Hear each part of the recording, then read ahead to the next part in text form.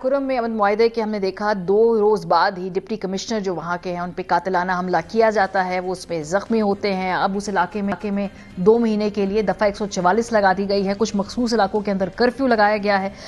3 गोलियां लगी है डीसी साहब को, अभी वो CMH पेशावर में ज़ेरे इलाज है। और इस पूरे वाक़े के बाद क्या इस मुआहदे के ऊपर फ़र्क पड़ेगा? क्या ये मुआहदा अब काबिल अमल रहेगा? इस समेत बहुत सारे और सवालात भी हैं, लेकिन ये मुआहदा है क्या जिसके ऊपर तमाम फरीकैन ने अभी अग्री किया है, और इसकी कितनी पायदारी है, इसमें कितनी इंटेंट और इसमें कितने ज़्यादा कमिटमेंट है तमाम फरीकैन की, ये भी सवालात अभी हमारे सामने खड़े हैं। ये मुआहदा कहता क्या है? खुर्रम अमन मुआहदे के 14 नकात हैं जी, और फरीकैन अमन बरकरार रखने के लिए मुआहदे पर अमल करने के पाबंद होंगे। किसी शरपसंद को पनाह देने या खाना फराहम करने वाला शख्स मुजरिम तस्वुर होगा। हुकूमत सरकारी सड़क पर किसी भी किस्म की खिलाफ वर्जी करने वाले शख्स के खिलाफ एक्शन लेगी। जिला खुर्रम के बेदखल शुदा खानदानों को वापस अपने इलाकों में आबाद किया जाएगा। जमीनी तनाज़े को मंजूर शुदा लैंड कमीशन के TOR का ख्याल रखते हुए खुर्रम रिवायात के मुताबिक हल किया जाएगा। असलहे की आज़ादाना नुमाइश और इस्तेमाल पर पाबंदी होगी, और असलहा खरीदने के लिए चंद जमा करने की इजाजत नहीं होगी। इलाके में फिरका वारियत और कलअदम तंजीमों को काम करने की इजाजत नहीं होगी। असातिज़ा और अदालती अमला समेत तमाम मुलाजमीन बगैर रोक टोक और बिला खौफ ड्यूटी अंजाम देंगे। फरीकैन के अफराद सोशल मीडिया पर एक दूसरे के खिलाफ बयानबाजी नहीं करेंगे। शरपसंद नासिर को कानून के मुताबिक सजा दी जाएगी और सोशल मीडिया के गलत इस्तेमाल पर एक्शन होगा। इलाके में कोई नाखुशगवार वाक़या हुआ तो मुतल्लिका इलाके की अमन कमेटी फौरन मुतहर्रिक होगी। फरीकैन के हर किस्म के नए बंकर्स की तामीर पर पाबंदी होगी, जबकि पहले से मौजूद बंकर्स 1 माह में खत्म कर दिए जाएंगे। खुर्रम अमन कमेटी के अरकान की अदम मौजूदगी पर ग्रैंड जिरगे के अक्सरियती मेंबरान का फैसला माना जाएगा। फरीकैन के दरमियान फायरबंदी मुस्तकिल होगी और खिलाफ वर्जी पर कार्रवाई होगी। बैसे साहब, ये अमन मुआहदा साइन होने के चंद ही दिन बाद हमने देखा कि ये हमला हो जाता है DC साहब के ऊपर। इसको आप समझते हैं कोई पैगाम दिया गया है खास किस्म का? इसको आप कैसे परसीव कर रहे हैं? इसको कैसे इंटरप्रेट कर रही है खैबर पख्तूनख्वा गवर्नमेंट?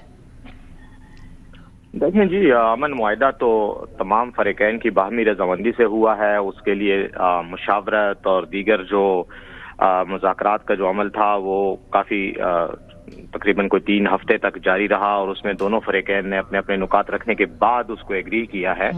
और उसके अलावा इन फरीकैन ने अपने जो अपने इनके सियासी और मजहबी रहनुमा हैं उनसे भी मुशावरत के लिए वक्त मांगा था। इस्लामाबाद, कराची, लाहौर तक इनकी मुशावरत हुई। उसके बाद जब इन्होंने ये एग्रीमेंट साइन किया तो हम ये समझते हैं कि एक जामे एग्रीमेंट है और ये दोनों फरीकैन की रजामंदी से हुआ है। उसको तो मैं नहीं समझता कि कोई प्रॉब्लम है। वो अमन मुआहदा उसी तरह कायम है और उसी तरह है, और फरीकैन आज भी उस पर उसी मौक़िफ़ का इज़हार करें कि हम यही तरीक़ाकार चाहते हैं अमन के क़याम के लिए। अब ये जो कल का वाक़या हुआ है, मैं इसको पर्सनली, अभी तो हक़ाइक़ खैर सामने आएंगे, लेकिन पर्सनली मैं इसको एक शरपसंदी का वाक़या समझता हूँ, जिसमें कोई मखसूस ग्रोह या चंद अफराद जो ये चाहते हैं कि यहाँ अमन कायम ना हो, जिनका मफाद बदअमनी में है, उन्होंने इसको सबोताश करने के लिए ये वाक़या किया है। और इस वजह से मैं इसको अमन मुआहदे के लिए सच कोई खतरा नहीं महसूस करता। अलबत्ता ये समझता हूँ कि ये चंद शरपसंद अनासर का इजहार है कि वो इस मामले से खुश नहीं है, लेकिन यकीनन जो चूंकि खुर्रम की तमाम अवाम और फरीकैन सब उनके नुमाइंदे अमन चाहते हैं, तो हम समझते हैं कि अमन को कोई इशू नहीं है, खतरा नहीं है। और अभी जो इब्तिदाई तहकीकात हुई हैं गुज़श्ता 24 घंटे 32 घंटे में, उसमें क्या आपके सामने मामला आए हैं? कोई पता चला है, कोई मालूमात है इब्तिदाई तहकीकात की जो आप शेयर करना चाहें?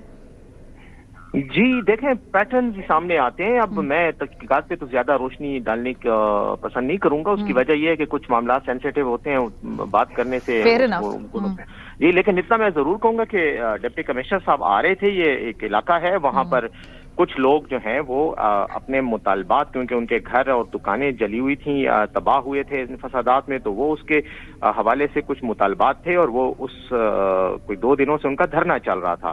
तो डिप्टी कमिश्नर साहब चूंकि उसी इलाके से गुजर रहे थे और वो हमारी तरफ आ रहे थे, हम उनकी तरफ जा रहे थे डिफरेंट डायरेक्शंस में, तो करीब ही थे हमारे। जब यहाँ से गुजरे हैं तो वहाँ आई विटनेसेस के मुताबिक कुछ लोग सड़क पे आकर खड़े हो गए, उन्होंने सड़क ब्लॉक कर दी। उनमें फिर कुछ लोग मुसल्ला थे और उन मुसल्ला लोगों ने डिप्टी कमिश्नर साहब की गाड़ी पे फायरिंग की है, जिसके नतीजे में वो भी जख्मी हुए, 3 उनके मुहाफिज।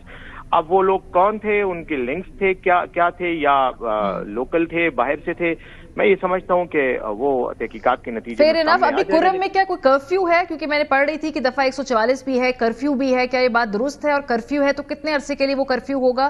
کیا اس کی جو دورانیہ ہے وہ بڑھایا بھی جا سکتا ہے؟ کیا صورتحال وہاں پہ ایسی کہ کرفیو لگانا پڑ رہا ہے اس وقت؟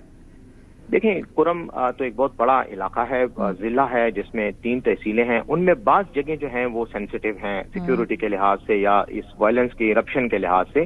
تو وہاں پر فیصلہ کیا گیا ہے کہ کرفیو لگایا جائے گا تاکہ کوئی انٹوورڈ انسیڈنٹ دوبارہ نہ ہو اور کوئی اجتماع نہ ہو جس کے وائلنس ہو سکے. تو یہ اسپوریڈک ہی ہوگا یقیناً. ابھی کچھ دنوں کے لیے تو یہ لگا رہے گا، لیکن اس کے بعد اس کو وقفے وقفے سے نرمی بھی کی جائے گی اور لگایا بھی جائے گا تاکہ دوبارہ لوگ اس طرح سے مسلح یا غیر مسلح انداز میں جمع ہو کر کوئی وائلنس کی طرف جو ہے وہ پیش رفت نہ کر سکے.